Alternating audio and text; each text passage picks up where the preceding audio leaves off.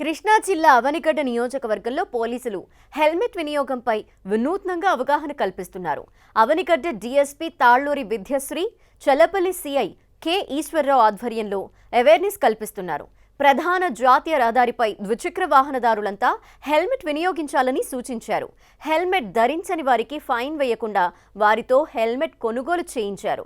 Helmet ధరించని వాళ్లకు fine వేయటం తమ ఉద్దేశం కాదని, వారి రక్షణ కోసం హెల్మెట్ ధరించడమే ముఖ్యమన్నారు. ఇటీవల జరిగిన రోడ్డు ప్రమాదాల్లో పలువురు హెల్మెట్ ధరించక ప్రాణాలు కోల్పోయారని డీఎస్పీ విద్యశ్రీ అన్నారు. అందుకే ప్రతి ద్విచక్ర వాహనదారుడు హెల్మెట్ ధరించేలా చర్యలు తీసుకుంటున్నామని తెలిపారు.